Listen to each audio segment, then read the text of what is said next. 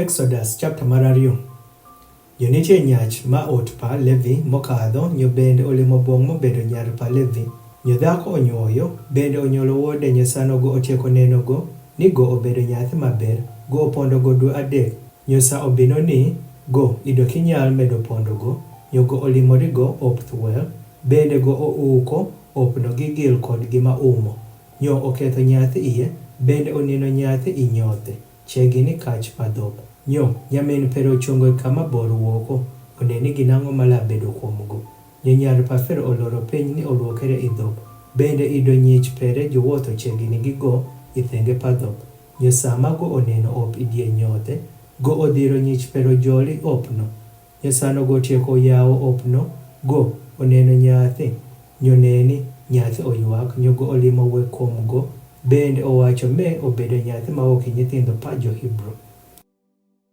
Onyo nyamin pero wachore nyar pa Fero imito akadhi idie jo Hebrew aluong'ore ni tinch wuok mon ni go onyal tinchore nyathi. Nyo nyar pa Fero wachore go kadhi nyo nyich okadho nyo bende oluongo min nyathi. Nyo nyar pa Fero owacho bongo teruoko nyathi me nyo itinch gori an bende alamiyo in chulo perin. Nyo dhako otero nyathi bende otincho go. Nyo nyathi odongo nyo go okelo go bong nyar pa Fero nyo go olokere wuod pere. Nyo go oluongo nyinge pere Moses bende go owacho ropir ajolo go wuok ipi. Nyo bino bedo e ndelo no sano Moses otieko dongo ni go okadho wuoko bong ijo min pere. Nyo go ong'iyo kuom tenge pajo bende go opipo sano ja Egypt goyo ja Hebrew dhano mobedo ja min pere.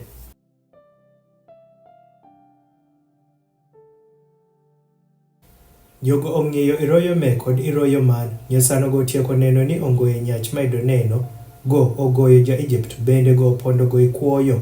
Nyo bende go kadho wuoko indelo mar ariyo nyo oneno nyicho ariyo mobedo jo Hebrew sano jo dhenyo pach. Nyo go owacho bong nyach ma ido goyo nyach man irang'o igoyo nyawotin. Nyo go owacho ng'amotimo in ibedi wuorwo kod jang'id kuom wan inojo neko an paka ineko ja Egypt. Nyo Moses oluoro bende owacho adieri ong'ei gime. Nyo isa ma Fero owinjo gime go odwaro ni oneki Moses.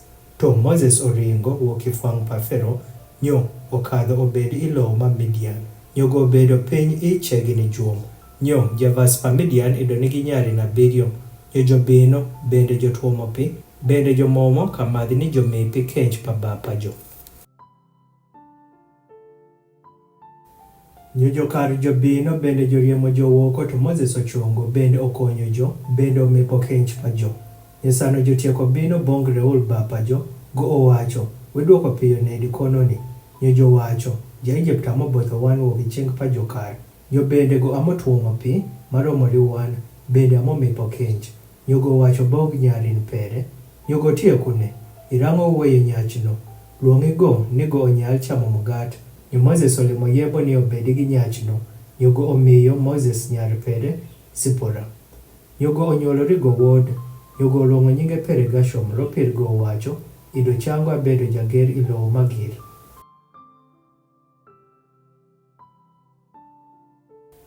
Nyo bino bedo inyuo pa hongo ni ruoth pa Egypt otho.